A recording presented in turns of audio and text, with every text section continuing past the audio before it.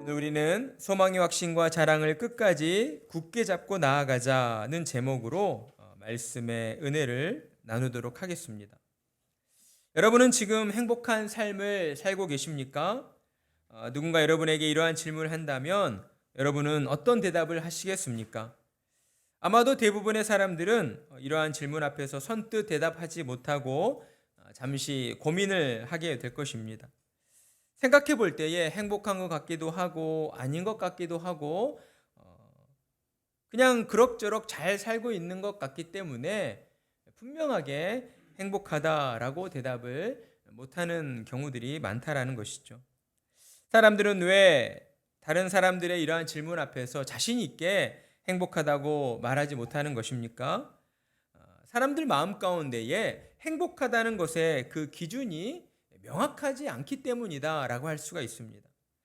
그러다 보니 사람들은 끊임없이 다른 사람들과 자신을 비교하면서 행복을 찾으려고 한다라는 거예요.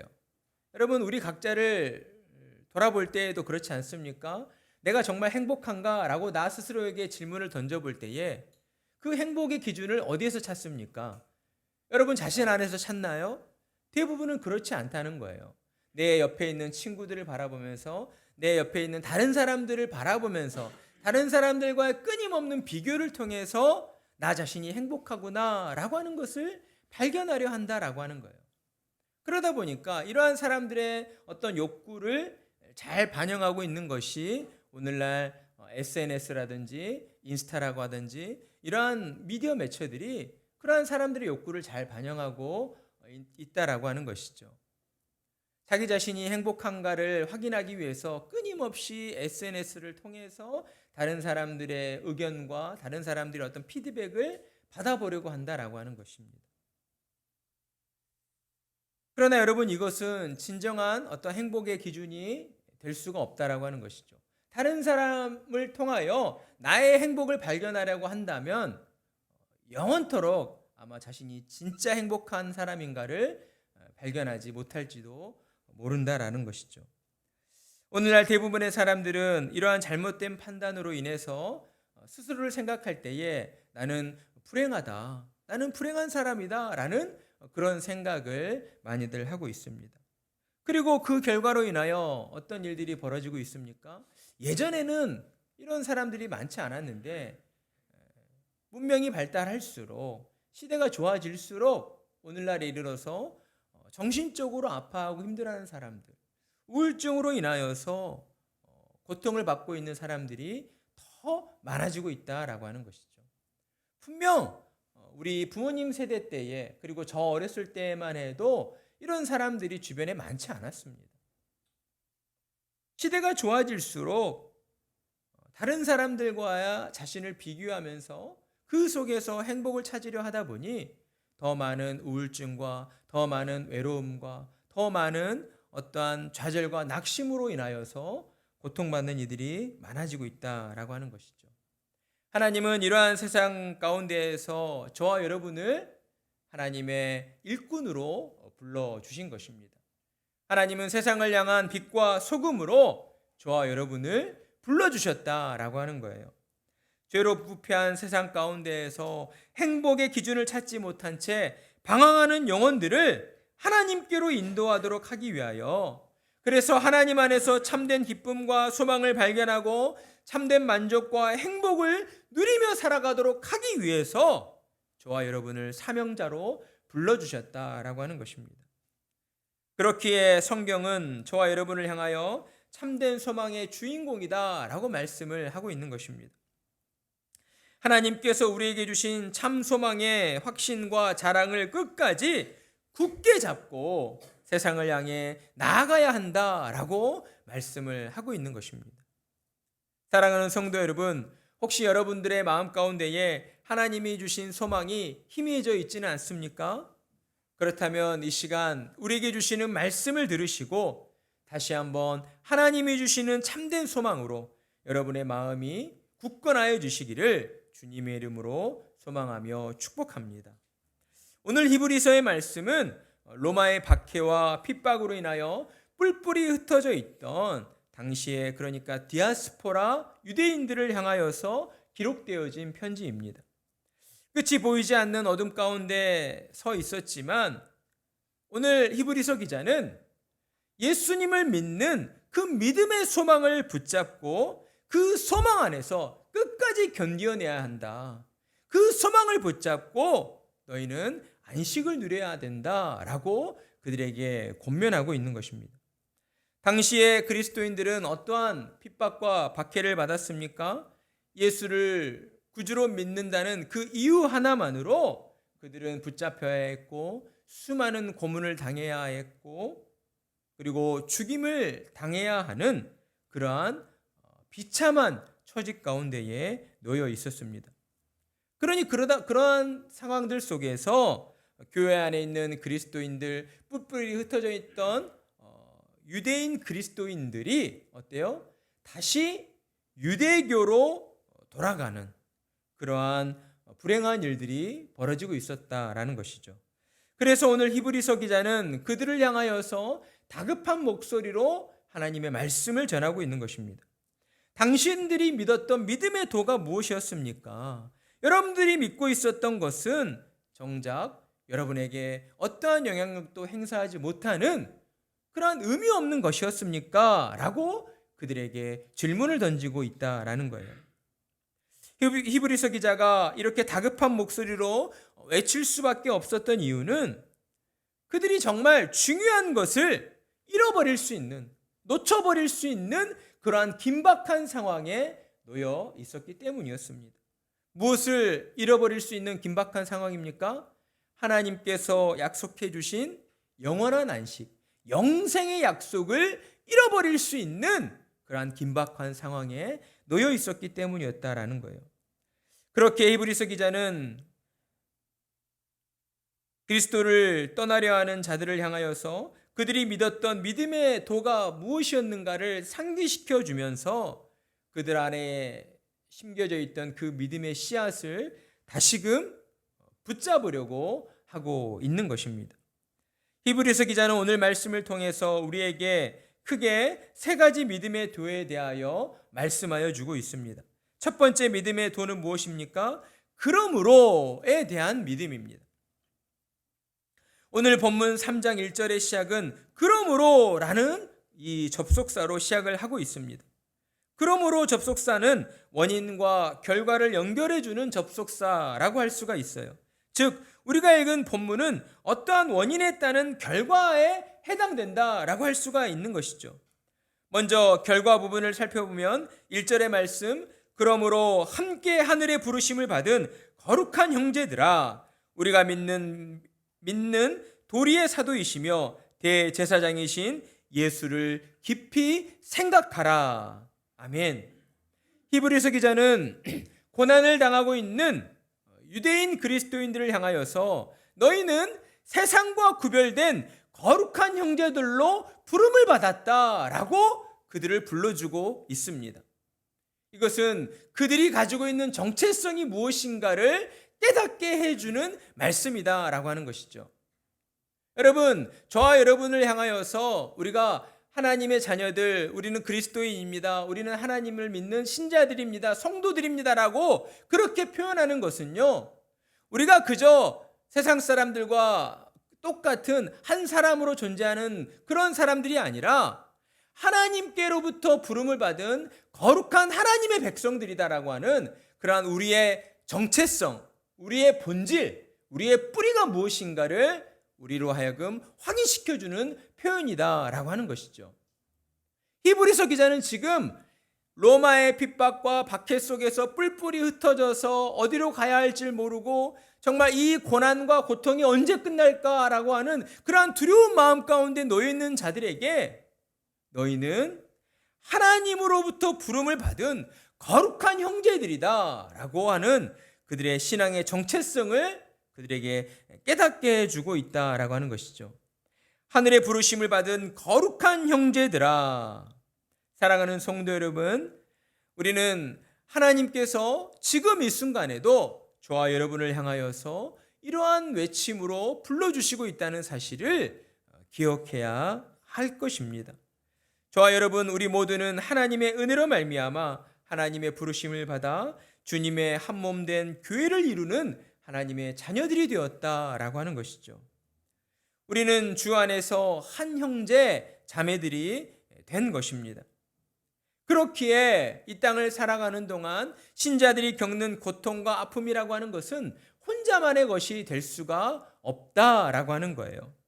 히브리서 기자가 지금 이 사실을 말해주고 있는 것입니다. 당신이 겪고 있는 모든 고난은 결코 혼자만의 것이 아니며 하나님으로부터 부름을 받은 모든 신자들이 함께 겪고 있는 고난입니다 라고 그들을 향하여 이야기해 주고 있다라고 하는 거예요. 여러분, 그렇지 않습니까? 어떠한 사람이 큰 고통과 아픔 가운데 놓여 있을 때에 어떤 말이 위로가 됩니까? 어떤 사람이 그들에게 위로를 줄 수가 있습니까? 그들과 같은 고통과 아픔을 겪었던 사람이 그들 곁에 함께 있을 때에 그들의 그 아픔을 감싸 안아줄 수 있고 그들의 그 아픈 마음을 위로해 줄 수가 있다라고 하는 거예요. 나와 같은, 저 사람도 나와 같은 그 큰 슬픔을 겪은 사람이구나. 저 사람도 나와 같은 고통과 박해와 핍박 가운데에서도 끝까지 굴하지 아니하고 포기하지 아니하고 그 고통과 아픔들을 감내했던 사람이구나 라고 하는 그 사실을 알게 될 때에 그것이 그렇게 큰 위로로 다가오게 된다라고 하는 것이죠. 히브리서 기자는 지금 그러한 마음을 담아서 그들을 위로하고 있는 것입니다. 그들에게 이 고난의 시간이 당신 혼자만의 시간이 아니라 나도 당신과 함께 이 고난의 시간들을 견디어내고 있다라고 하는 것을 알게 함으로써 다시 한번 일어설 힘과 용기를 그들에게 북돋아 주고 있다라고 하는 것이죠. 여러분, 그리스도인의 정체성이 여기에 있다라고 하는 것입니다. 그리스도인은 하나님의 은혜로 새로운 피조물이 되었고 영원한 하나님 나라에서 영생을 함께 살 자들이 되었다라고 하는 거예요. 여러분, 그러니 저와 여러분에게 있어서 진정한 의미의 참된, 그러니까 변하지 않는 영원한 가족이 되는 분들은 누구이겠습니까?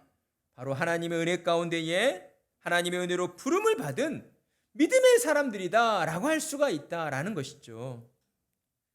예수님께서는 마태복음 12장 50절을 통해서 이렇게 말씀해 주셨어요.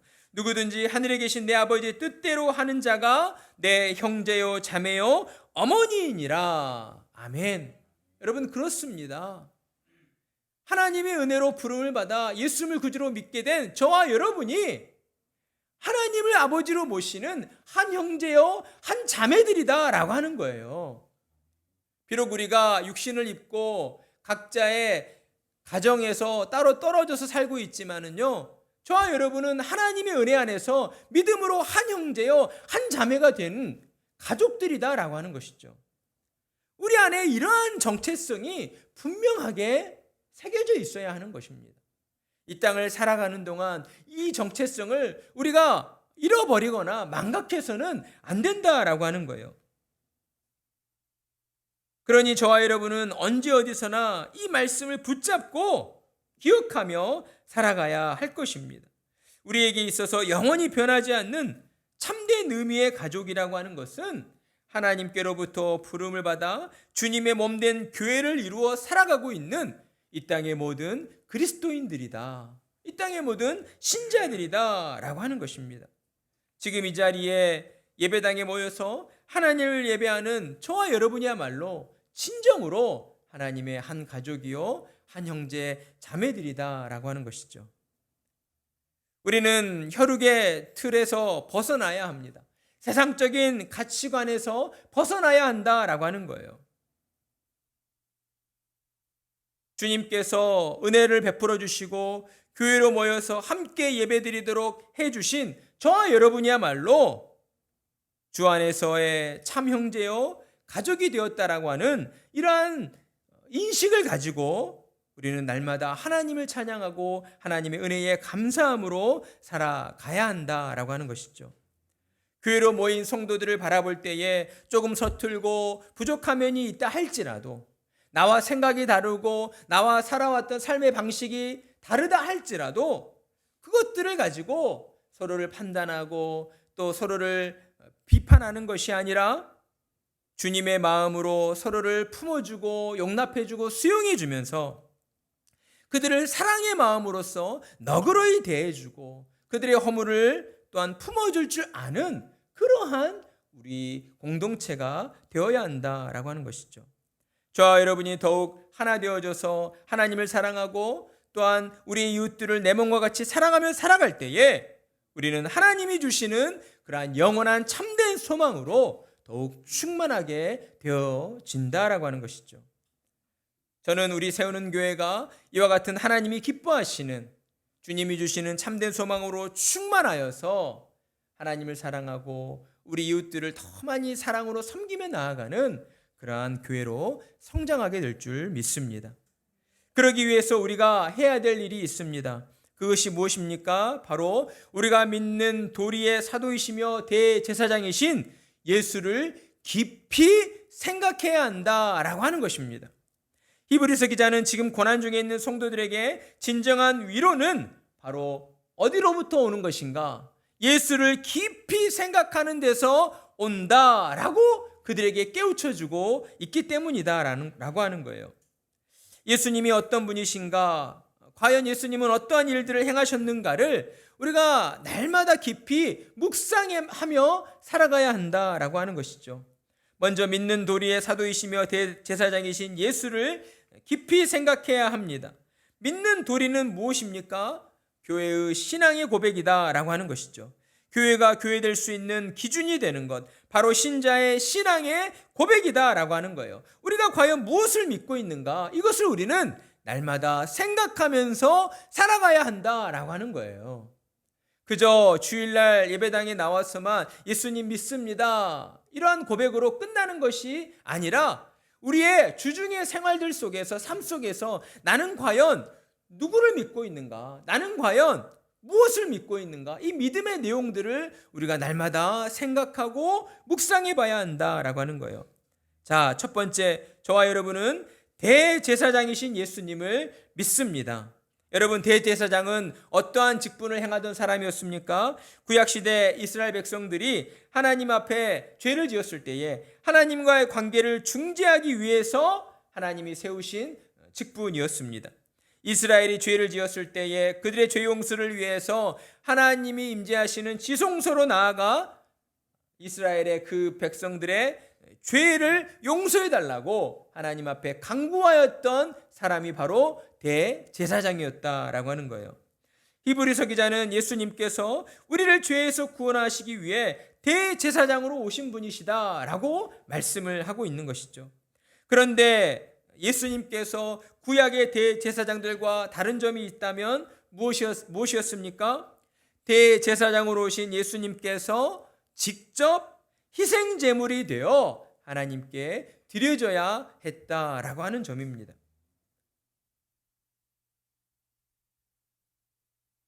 예수님은 대제사장이시면서 또한 자신의 몸을 십자가 희생제물로 드리시는 그러한 어린 양이셨다라고 하는 거예요. 히브리서 기자가 예수를 깊이 생각하라라고 한 부분의 그 핵심이 바로 여기에 있는 것입니다. 예수님은 우리의 죄를 중재하시기 위해 오신 대제사장이시면서 또한 자신의 몸을 직접 십자가 희생제물로 드리셨다라고 하는 것이죠.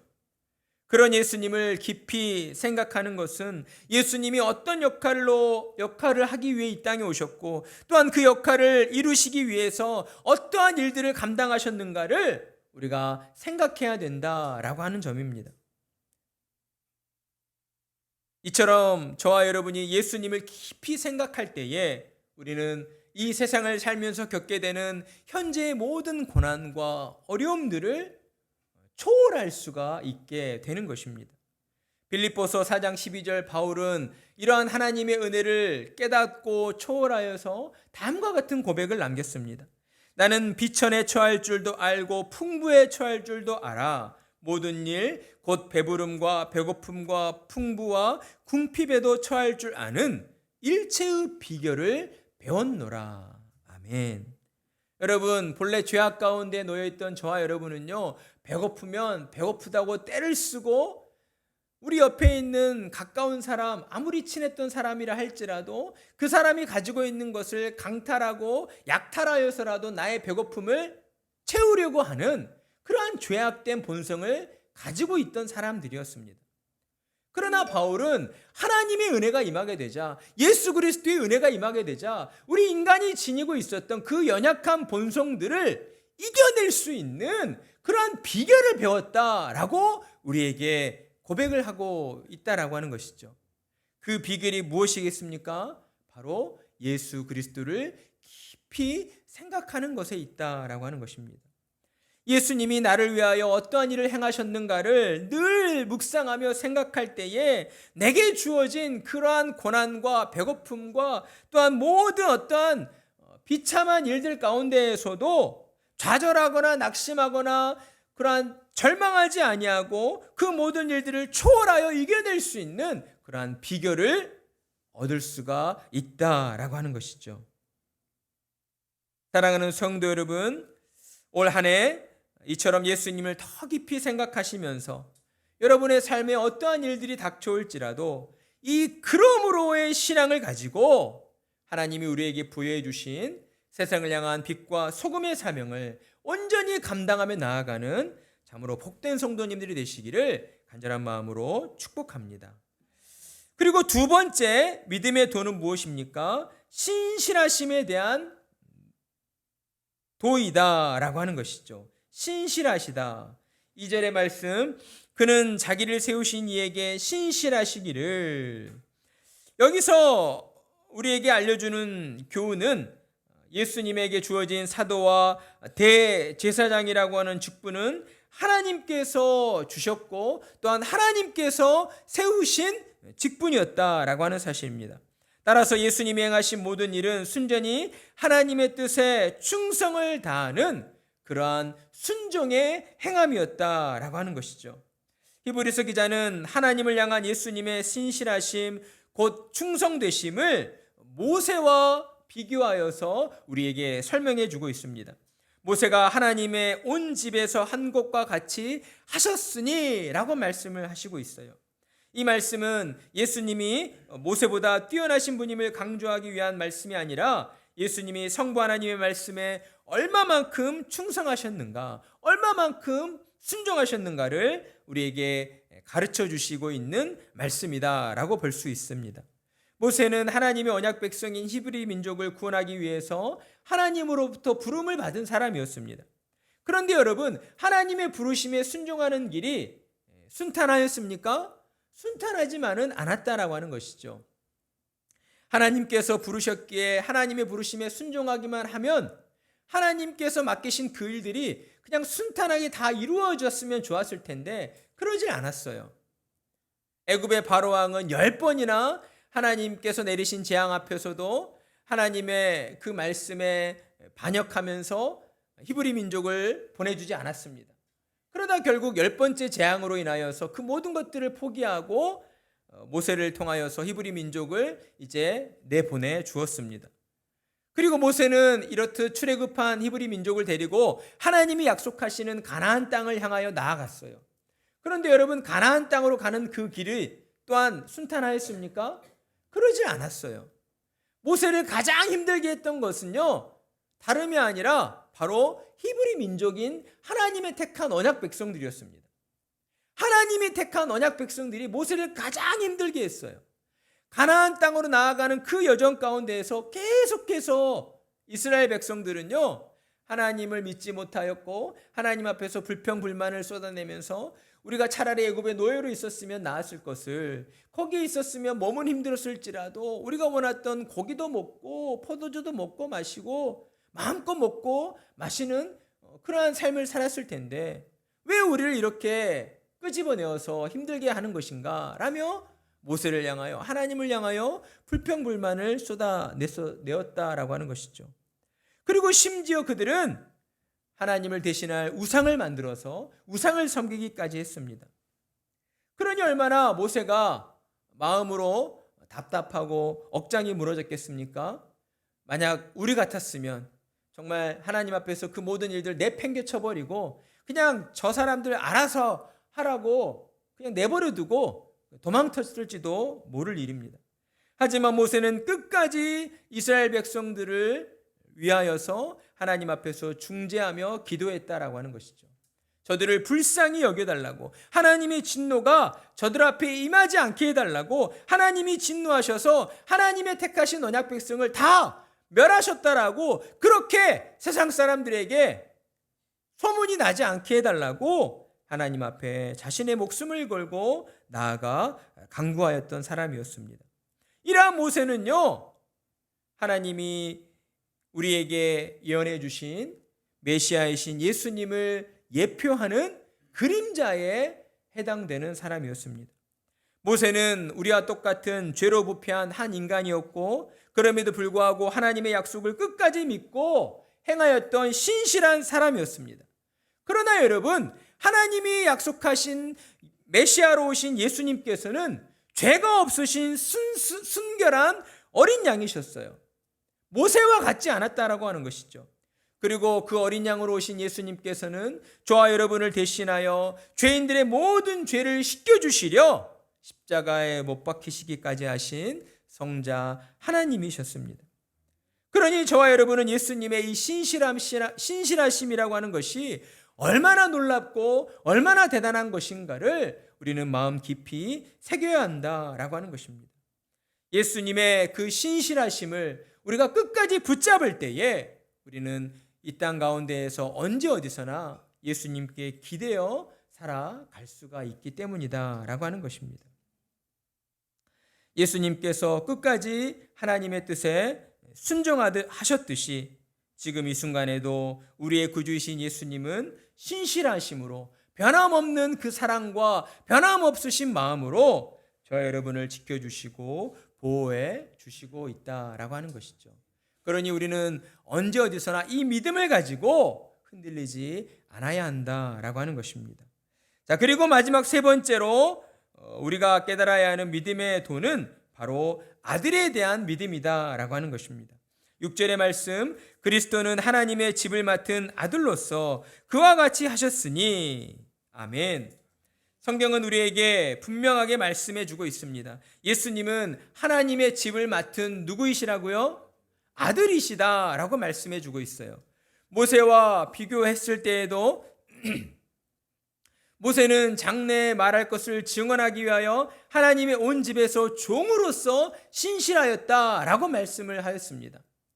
모세가 우리의 믿음의 조상이요 정말 훌륭한 믿음의 사람임에는 분명하지만, 그럼에도 불구하고 모세는 하나님의 온 집에서 일하는 종에 불과한 사람이었다라고 하는 것이죠. 그러나 예수님은 어떠한 분이셨습니까? 하나님의 집을 맡은 하나님의 아들이었다라고 하는 것이죠. 하나님의 아들이었다라고 하는 것은 하나님의 집의 주인이나 다름없다라고 하는 것입니다. 이 말씀은 예수님이 가지고 계신 신분과 권세가 어떠한 것이었는가를 우리에게 가르쳐 주고 있는 말씀입니다. 하나님의 집을 맡았다라고 하는 것은 얼마나 큰 권세입니까? 여러분, 여러분의 집에서도 누군가 손님이 들어올 때에 아무나 그냥 들어와도 된다라고 여러분의 집 문을 활짝 열어놓습니까? 그렇지 않죠. 누군가 여러분의 집에 초대를 할 때에는 그 집 주인의 허락을 받고 그 집으로 우리가 초대를 받아 가게 되는 것처럼, 하나님의 집을 맡은 그 예수님이 가지고 계신 그 권능을 가지고 예수님으로부터 허락을 맡아야만 천국에 들어가게 되는 그러한 권세가 부여되어 있었다라고 하는 것입니다. 하나님께서는 이 땅의 모든 사람들이 그토록 갈망하는 천국을 예수님께 맡기셨던 것이죠. 하나님이 예수님께 하나님의 집을 맡기신 이유는 바로 다름 아닌 예수님이 하나님의 아들이셨기 때문이다라고 하는 거예요. 예수님은 하나님의 아들로서 성부 하나님 아버지의 그 뜻을 다 알고 계셨습니다. 하나님이 만드신 세상과 택하신 모든 백성들을 예수님이 맡으셔야 한다는 사실을 다 알고 계셨다라고 하는 것이죠. 그런데 그 일이 어떻게 이루어지는 일이었습니까? 십자가에 못 박히시고 십자가에 죽임을 당하심으로써 이루어지시는 일이었다는 사실을 예수님은 다 알고 계셨습니다. 그럼에도 불구하고 예수님은 성부 하나님의 뜻에 순종하셔서 어린 양으로 이 땅에 오셨습니다. 그리고 저와 여러분을 죄악에서 구원하시기 위해서 십자가에 못 박히시고 고통당하시고 죽임당하시는 그 일들을 온전히 감당하셨다라고 하는 것이죠. 사랑하는 성도 여러분, 어떻게 이러한 일들이 가능하겠습니까? 하나님의 사랑이요, 예수님의 사랑 때문에 이런 일들이 가능하다라고 하는 것입니다. 죄인 되었던 우리를 구원하시려는 하나님의 그 사랑이 하나뿐인 아들을 십자가 희생제물로 내어 주게 되었고, 또한 성부 하나님의 뜻에 순종하시고 우리를 죄에서 구원하시고자 하시는 예수님의 그 사랑 때문에 예수님께서는 친히 십자가를 짊어지시고 그 죽음의 언덕으로, 골고다 언덕으로 나아가셨다라고 하는 것입니다. 사랑하는 성도 여러분, 저와 여러분이 인생의 고난과 큰 고통과 슬픔 가운데에 우리가 끝까지 붙잡아야 하는 믿음의 도가 되는 것은 무엇이겠습니까? 오늘 우리에게 들려주신 말씀처럼 바로 그러므로에 대한 신앙이고, 신실하심에 대한 신앙이고, 마지막으로 예수님께서 하나님의 아들이 되신다라고 하는 그 신앙을 우리는 끝까지 붙잡고 나아가야 한다라고 하는 것입니다. 하나님의 은혜로 구원받은 저와 여러분은 미래의 삶 가운데 우리의 삶을 통하여서 또한 알 수 없는 미래의 일들로 인하여서 불안해하고 낙심하고 좌절하며 살아가야 하는 사람들이 아닙니다. 그러한 모습들은 저와 여러분에게 어울리지 않는 그러한 모습이다라고 하는 거예요. 우리는 언제 어디서나 하나님의 은혜를 입은 자답게 그러므로의 신앙을 가지고 하나님께서 끝까지 나를 지켜주시고 보호해주신다라고 하는 그 신실하신 하나님을 믿는 믿음을 가지고, 그리고 마지막으로 우리의 모든 죄를 대신하셔서 자신의 육체를 십자가 위에서 찢기신 그 예수님이 하나님의 아들이시다라고 하는, 하나님의 아들이신 예수님으로 말미암아 우리 모두가 죄에서 구원을 얻게 되었고 하나님 나라 영생을 소유하게 되었다라고 하는 그 믿음을 가지고 우리는 담대하게 우리에게 주어진 삶을 살아가야 한다라고 하는 것입니다. 이것이 저와 여러분에게 어울리는 참된 신자의 본 모습이다라고 하는 것이죠. 그러니 우리는 무엇을 소망하며 살아가야 합니까? 우리에게 있어서 참된 소망이 되는 것은 무엇이겠습니까? 오직 예수 그리스도이시다라고 하는 것입니다. 오직 예수님만이 신자에게 있어서 참된 소망이요, 참된 자랑이 되시는 분이다라고 하는 것이죠. 사랑하는 성도 여러분, 우리 기억하며 살아갔으면 좋겠습니다. 2024년 올 한 해 우리의 삶에 어떠한 일들이 주어질지 우리는 알지 못합니다. 내게 있어서 좋은 일이 일어날 수도 있고, 또는 내게 있어서 안 좋은 불행한 일들이 일어날 수도 있는 것입니다. 그러나 여러분, 우리가 끝까지 놓치지 않아야 하는 것은 하나님께서는 언제 어디서나 우리의 어떠한 상황에도 불구하고 그러므로 하나님의 선하신 뜻 가운데에 저와 여러분의 삶을 지켜주시고 보호해주신다라고 하는 것이죠. 우리가 어떠한 죄악 가운데에 어떠한 유혹에 흔들린다 할지라도 하나님은 신실하심으로써 저와 여러분을 끝까지 믿어주시고 우리의 손을 붙들어 주시고 하나님 나라 가는 그날까지 우리를 인도해 주신다라고 하는 것이죠. 그리고 자신의 하나뿐인 아들을 우리를 위하여 십자가의 제물로 내어주신 그 하나님의 크신 사랑으로 저와 여러분을 끝까지 품어주시고 안아주시면서 하나님의 영광을 위하여 우리에게 맡겨주신 사명, 빛과 소금의 사명을 온전히 감당하며 살아가도록 하나님께서 함께해 주시고 이끌어 주신다라고 하는 것입니다. 그 하나님을 날마다 기억하시며 여러분의 삶 가운데에서 예수님을 더 깊이 묵상하시고 더 많이 생각하시며 그로 인하여 예수님과 날마다 기쁨 가운데에 동행하시는 그러한 복된 삶으로 나아가시는 올 한 해가 되시기를 간절한 마음으로 축복합니다.